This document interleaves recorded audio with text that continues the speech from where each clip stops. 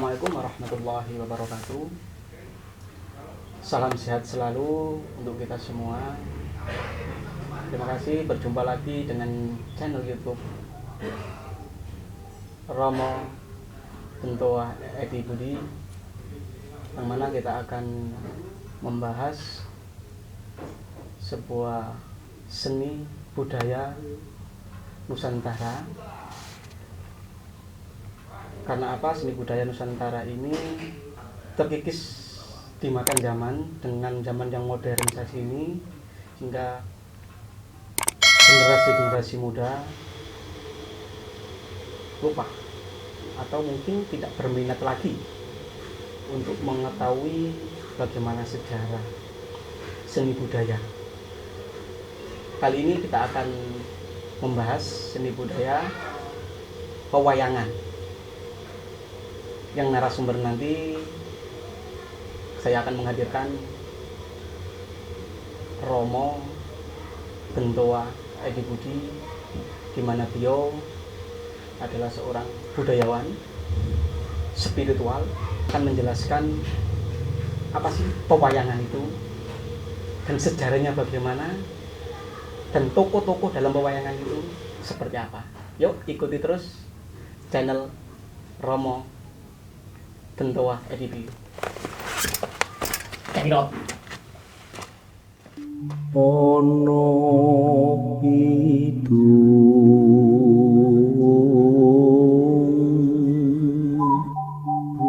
rumaksa ing wangi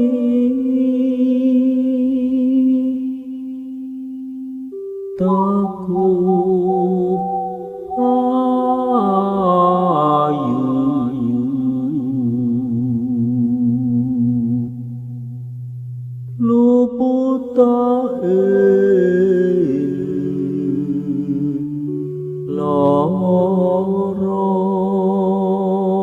itu. Makanya saya katakan bahwa ini sedikit sebelum masuk ke situ, saya bilang bahwa ketika masuknya Islam dibawa sama Kalijogo, Wali Songo, Sunan Kalijogo sendiri itu kan merubah bentuk yang tadi 3 dimensi, karena memang ada ayat yang tidak boleh menyerupai kaum atau manusia, maka dibikinlah 1 dimensi gepeng.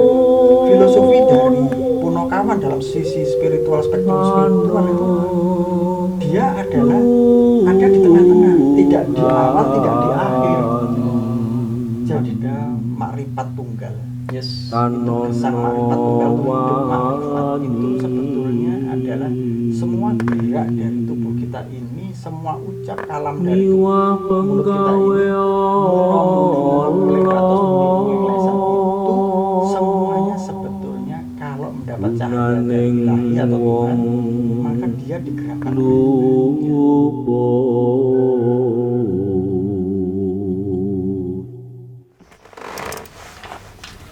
Rahayu. Assalamualaikum. Salam, monggo. Ini Mbah, kali ini dalam acara Gambleh modern diskusi ini, saya mencoba untuk mau mengangkat seni budaya Nusantara. Ya, yang saya fokuskan di ini adalah tentang pewayangan. Nah, pewayangan itu seperti apa? Kenapa kok disebut wayang? Kok bukan yang lain-lain? Karena apa? Dulunya juga pewayangan itu kan zaman dulu itu kan seni budaya yang luar biasa, yang menyatukan Nusantara ini. Iya. Menurut Mbak Edi itu seperti apa pewayangan itu, dan secara seperti apa? Sebetulnya begini, kalau pandangan saya, Nusantara ini kan sepuh banget ya. Jadi 3 kerajaan besar, atau dari sekian banyak riwayat tentang Nusantara, itu ada tercatat 3 kerajaan yang saya catat. Itu bukan 2 kerajaan, 1 republik. Pertama Sriwijaya, kedua Majapahit, dan ketiga Indonesia. Ini adalah wilayah Nusantara yang sudah tampak nyata. Tentang pewayangan itu sendiri, sebetulnya sudah ada sejak zaman Nusantara ada. Bahkan dari pujangga-pujangga India pun seperti Srimad Walmiki Ramayana pada abad ke-4 sebelum Masehi sampai dengan 1 Masehi itu sudah mengagungkan, memuliakan Nusantara.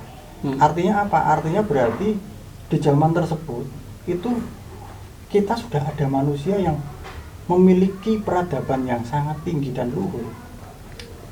Seperti halnya diakui oleh pujangga India tersebut, seperti halnya Yatnawantum Jawa Dwipam, jelajahi tanah Jawa. Jelajahi tanah Jawa. Iya, karena berarti tanah Jawa itu ada potensi luar biasa gitu, Bang. Iya, berarti sudah ada orang ke sini toh. Tuh pada saat itu. Lalu yang kedua, Saptaraju Pasuhitam. Ada 7 kerajaan dengan pintu gerbang emas. 7 kerajaan dengan Pintu gerbang emas. Yang terakhir adalah Swarna Dwipa, rupa kama hitam itu tanah Sumatera dengan tanah emasnya. Di sini emas tersebut adalah kekayaan-kekayaan tambang yang saat itu belum ada teknologi, tapi orang-orang sudah tahu bahwa di dalam bumi Swarna Dwipa tersebut banyak sekali emas, minyak, nikel, dan sebagainya. Kembali ke pewayangan. Saat itu wayang itu sudah berbentuk seperti golek. Pada zaman dulunya. Zaman tersebut itu sudah orang sudah memainkan peran itu. Nah, artinya mereka sudah pendekatan spiritualnya itu kepada Tuhan Yang Maha Esa itu, semesta alam raya ini, itu diperwujudkan dalam bentuk pewayangan atau ayang-ayang, atau bayangan, atau simbolik, atau sebuah manifest bahwa diri ini itu memiliki sebuah cerita yang bisa diturunkan begitu. Nah, itulah pewayangan atau wayang. Nah, terus begini, suatu cerita pewayangan itu apakah benar-benar cerita murni dari budaya Nusantara ini, ataukah cerita dari negara lain? Dalam hal ini kalau nggak salah itu dari Hindu Buddha itu Hindustan itu, Mbak. Jadi memang kalau kita membaca dari sejarah pewayangan yang ada, yang saduran yang sekarang ini seperti halnya Ramayana, Mahabharata, itu semua memang seolah-olah sepertinya dari sana ya. Saya tidak akan klaim atau apapun, mungkin benar itu adanya. Tapi mari kita lihat bahwa semua itu ada di sini. Seperti Sabto Pratolo itu ada di Gunung Lawu, ada Gunung Arjuna, lalu ada Bima, lalu ada banyak sekali tokoh-tokoh dalam pewayangan itu ya. Deyeng sendiri ya, itu di situ memuat cerita-cerita yang jujur saja nama-nama tersebut itu sudah ada. Yang memberi nama itu pasti kan juga orang-orang yang mengenali tentang lokasi tersebut, itu sudah dikenali dari novel-novel dari Hindustan tersebut. Benar. Nah, jujur saja setelah masuknya peradaban dari Hindu Buddha itu sudah ada. Ini yang namanya tokoh, ada satu tokoh yang disebut Semar ini ada di mana-mana, ada di zaman Sriwijaya, di zaman Majapahit, bahkan di zaman Islam. Itu ada semua. Dari cerita pewayangan itu kan biasanya ada alur cerita dulu kan, seperti itu. Nah, di tengah cerita itu kan konsepnya cerita itu kan ada istilahnya goro-goro. Kan itu goro-goro. Nah, goro-goro itu kan memunculkan tokoh pewayangan Punokawan. Ya. Ada Semar, ada Gareng, ada Petruk, ada Bagong, kan itu. Nah, menurut filosofi, mereka itu karakternya seperti apa, terus perannya seperti apa, dan kok munculnya itu kok pada saat di tengah-tengah cerita itu, Mbak. Menurut Mbak itu seperti apa itu? Ini yang menarik. Yang menarik adalah tokoh tersebut itu tidak ada di dalam karya asli. Oh, Ya ada, yes. sudah ada. Jadi kalau boleh saya foto celutak ya, agak sedikit lancang. Tokoh Semar ini unik banget. Beliau ini memiliki spiritual yang sangat luar biasa, dari namanya saja sudah Semar. Semar. Ismoyo Jati, yang sifatnya moyo, goib, tapi sejati. Sebelum kita melangkah jauh, mari kita lihat dulu bahwa menurut legenda itu ada hantigan, tigan atau telu yang berisi dari cangkang putih dan kuning. Kita tidak akan pernah tahu adakah putih dan kuning di dalam cangkang tersebut sebelum cangkang tersebut kita buka. Oke. Ya toh, cangkang itu adalah sebagai saudara sepuhnya, disebut Tejo Mantri. Lalu putihnya itu sebagai Ismoyo Jati, kuningnya itu Manik Moyo, Yes. atau disebut Bathara Guru. Setelah muncul 3 tokoh pewayangan atau kayangan, itu dari Sang Hyang Tunggal, bapaknya itu memberikan kayangan ini akan dipimpin oleh seseorang. Maka siapa yang bisa menguasai kesaktian yang nguntal jagat boleh menempati kayangan. Yes. Togok atau Tejo Mantri mencoba mengemakan dunia tersebut. Tidak cukup mulutnya, maka dia melebar. Sementara Semar nguntal jagat menjadi blending, Yes. jendil. Terus karena keduanya sama-sama tidak bisa mengembalikan bentuk asalnya, maka takhta diserahkan kepada Manik Moyo atau Bathara Guru. Bathara Guru tersebut akhirnya memerintah seluruh dewa-dewa yang ada di kayangan tersebut. Nah, di sini mulai unik karena Semar justru diperintahkan untuk ngemong satrio. Si Tejo Mantri atau Togok juga ngemong, tapi dari kelompok-kelompok Pekasaan yang nggak kasat mata. Iya.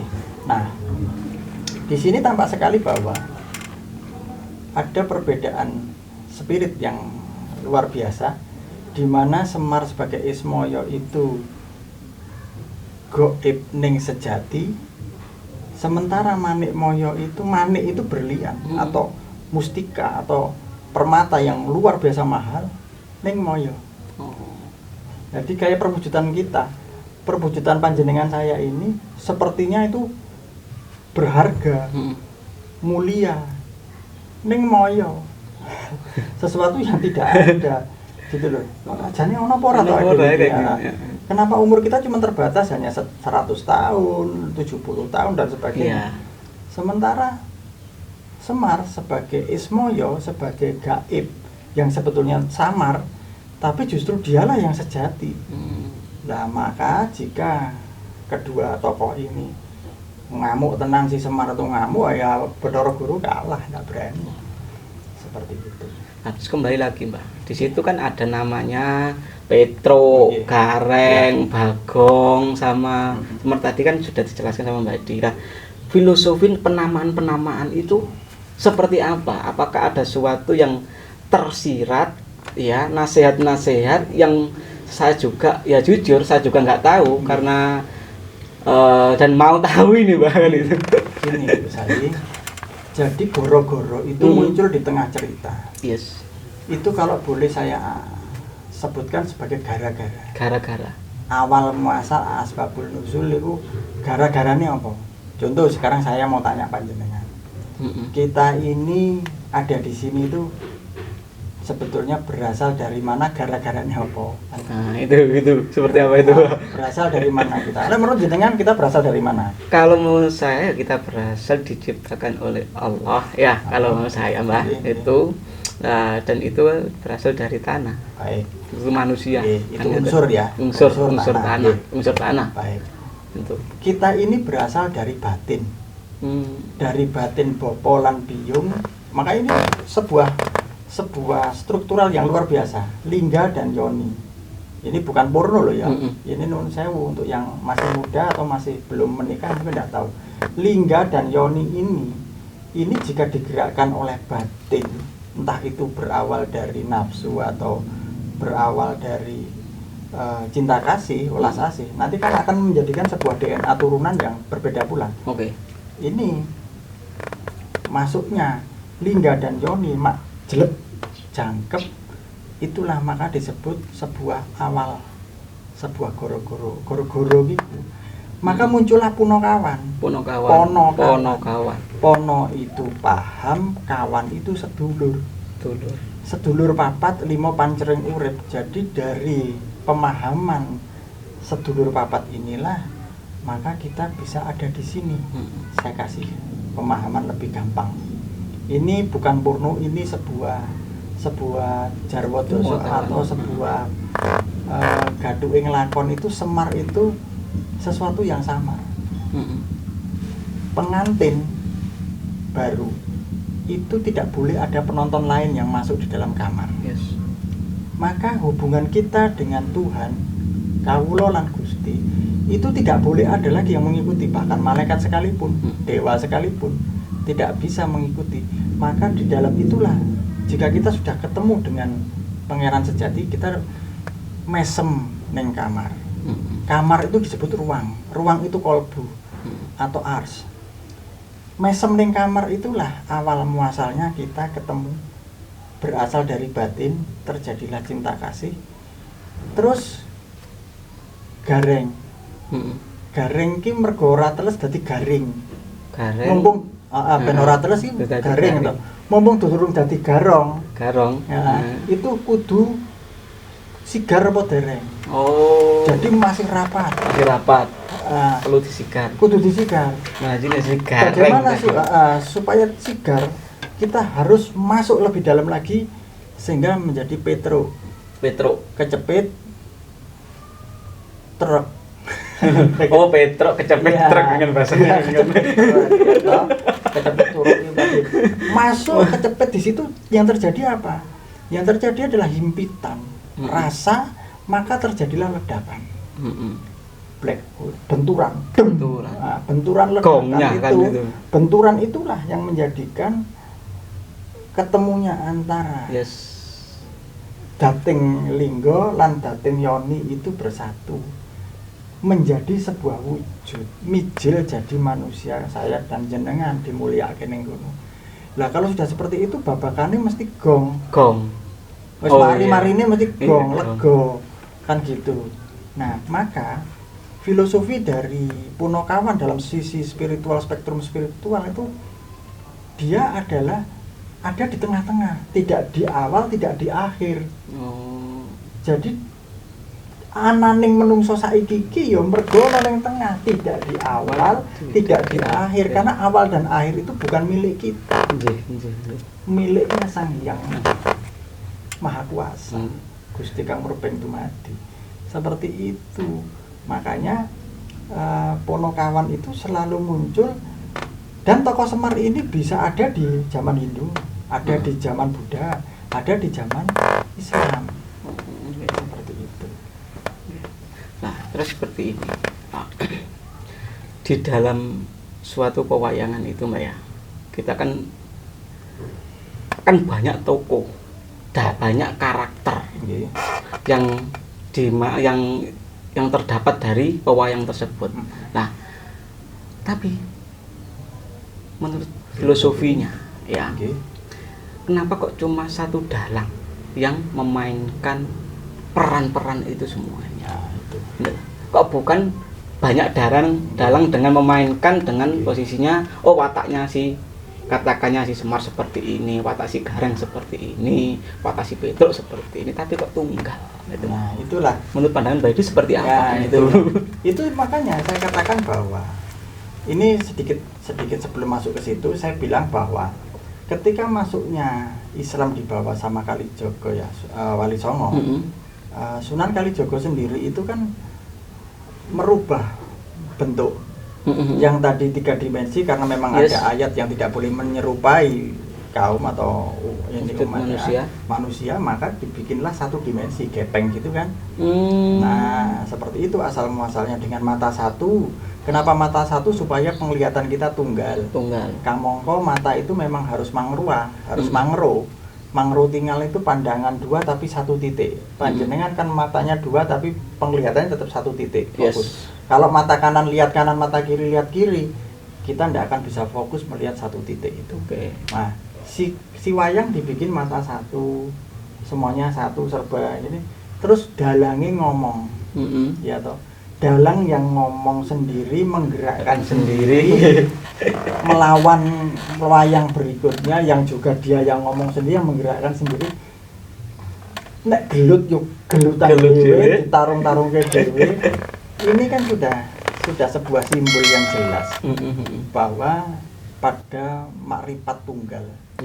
Itu gesang makrifat tunggal tuh hidup makrifat itu sebetulnya adalah semua gerak dari tubuh kita ini, semua ucap kalam dari tubuh mulut kita ini, muno muni muno umling batos muni umling lesan, itu semuanya sebetulnya kalau mendapat cahaya dari ilahi atau Tuhan, maka dia digerakkan oleh Tuhan. Nah, nek sing elek piye, Mbak? Ya sama saja. Itu juga salah satu dari karakter DNA yang diciptakan oleh Tuhan. Artinya nih, ketika seseorang itu berlaku baik, diberi cahaya kebaikan, ya dimong sama golongannya Ismoyo. Tapi ketika dia ndak mau, sudah aku kegelapan aja, aku kok jadi sing ora gelem ditoto, ya dia juga dimong oleh kelompok yang ngomongi kegelapan. Sebetulnya cuma begitu saja hidup ini. Nah, dene kemudian nanti satu sama lain ini merasa benar, balik ning dalange meneh. Karena memang itu adalah keindahan atau dinamika perbedaan hidup. Sebab manakala sebuah bangsa itu sudah betul-betul mencapai kemakmuran dan kesadaran spiritual yang tinggi, jujur saja tidak ada satupun manusia yang rebutan benar. Oh, berarti merebutan salah. Kalau semua rebutan salah jajal, rebutan salah pasti tidak ada peperangan, tidak ada gegeran, ayem-ayem saja. Betis yang dulu yang di dalam agama Islam yang dibawa ke Nusantara ini kan salah satunya lewat cerita pewayangan itu kan, itu yang dibawa Sunan Kalijogo seperti itu kan, kalau salah seperti itu, Pak. Betul. Seperti itu. Jadi kalau Sunan Kalijogo caranya untuk bisa mengembangkan Islam itu dengan cara akulturasi budaya. Jadi tidak ada kekerasan. Kenapa beliau mampu? Karena memang tokoh Semar pada saat itu juga Sabdo Palon. Sabdo itu ucap, sabda, Palon itu wilayah. Jadi orang yang dianggap berpetuah. Ya kaya dene wali atau ulama atau apa di zaman Hindu tersebut. Nah, itu diagungkan. Nah, ini diimplementasikan sebagai Semar oleh Kanjeng Sunan Kalijogo. Tapi semua dakwah-dakwahnya masuk ke ranah Islam. Jadi memang tokoh Semar ini filosofinya luar biasa. Dia bisa masuk dari Hindu, bisa dari Buddha, dari ini. Sebetulnya kalau kita lihat kan apa toh Semar itu? Dialah perwujudan pikiran kita tentang Tuhan. Jajal. Lanang ora wadon ora. Wong lanang ning ana payudara. Ya ta, orang laki tapi ada payudoronya. Wajahnya antara menangis dan ketawa. Kalau dibilang dewasa, wajah dewasa tapi rambutnya kuncung seperti bayi. Kalau dibilang laki-laki kok ya bokongnya semok.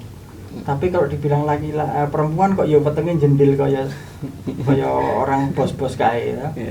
Dikatakan dia itu masih sudah dewasa ning kok cilik. Bukan pendek tapi memang apa ya? Jadi tidak cacat kaki tidak, tapi memang ukurannya sebegitu. Ini kan unik sekali tubuh yang dipercontohkan, manifestasi tubuh yang dipercontohkan itu benar-benar tan kena kira yang ngopo.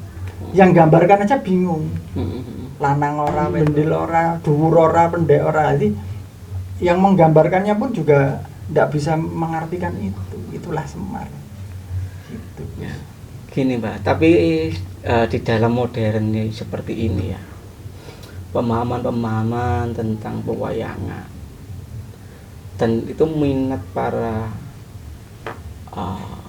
generasi-generasi muda itu kan sangat minim.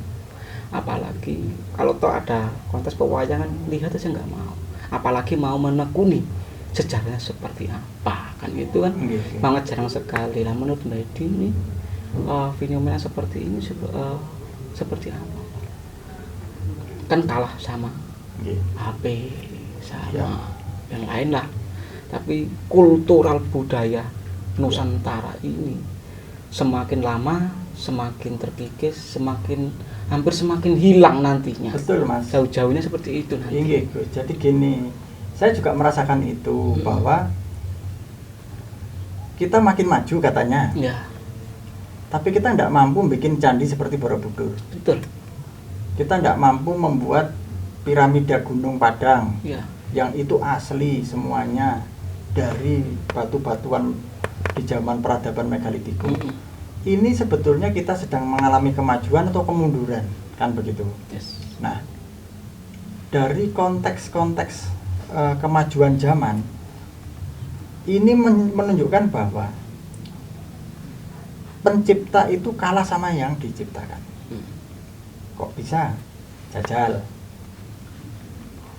Seorang dengan kemajuan teknologi yang luar biasa menciptakan kalkulator. Yang ngitungnya aja menjelimet pelan-pelan, sama dengan MC kuadrat. Iya. C mumet cepat-cepat, misalkan begitu. Setelah jadi sebuah kalkulator, dia malah kalah cepat ngitungnya sama kalkulator. Iya, benar. Kalkulator sama-sama dengan ini dikotik sama dengan sudah muncul hasilnya kan itu. Seperti itu. Sama seperti halnya sebuah ciptaan apapun sudah. Jadi mulai dari dekade demi dekade, zaman demi zaman. Contoh, ini agak geladra sedikit. Kenaro itu dikatakan kecu, jahat, maling, berandalan dan sebagainya. Tapi kalau saya melihatnya, beliau adalah orang yang jenius.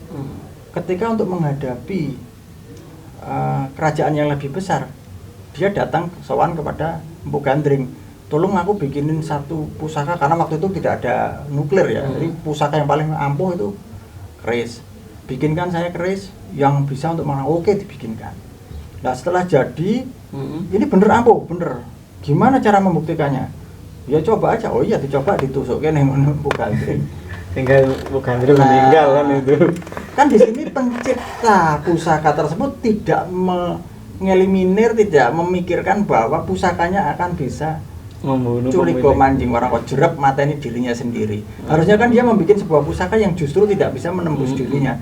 Tapi saking ampuhnya pusaka justru menembus dirinya dan meninggal.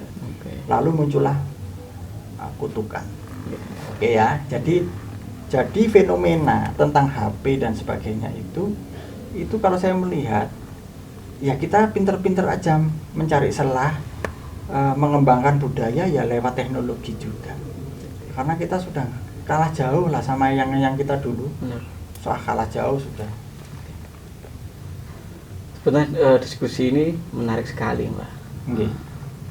Mungkin nanti ada diskusi lanjutan, terus apa yang kita bedah lagi. Mungkin ini juga nanti sebagai pemahaman, sebagai referensi bagi saya sendiri pribadi untuk ilmu dari ilmu pengetahuan, kebudayaan, spiritual, sehingga kedepannya banyak yang nanti kita akan obrolkan seperti ini. Itu, Mbak. Ya, saya akan siapkan waktu kalau memang ini semua bisa bermanfaat buat orang lain. Kalau masih kurang ya saya terbatas, monggo dicari literasi yang lebih bagus. Tapi mudah-mudahan sudut pandang saya ini ya berdasarkan apa yang saya dengar, apa yang saya lihat, apa yang saya pelajari. Seperti itu, Gus. Lebih kurangnya saya mohon maaf. Terima kasih. Ayo, monggo pareng-pareng.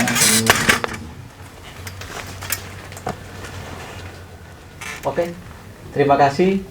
Itulah hasil dari diskusi kita sama Romo Bentowa Edi Budi yang saya namakan Gambleh Modern Diskusi tentang pewayangan. Semoga apa yang dari hasil ini bisa menjadikan referensi atau pengetahuan bagaimana sih pewayangan itu, budaya Nusantara. Dan selanjutnya jangan lupa ikuti terus channelnya Romo Bentoa Edi. Terima kasih. Assalamualaikum warahmatullahi wabarakatuh.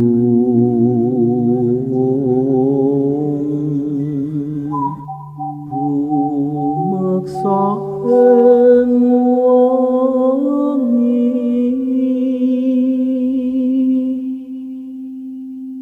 takut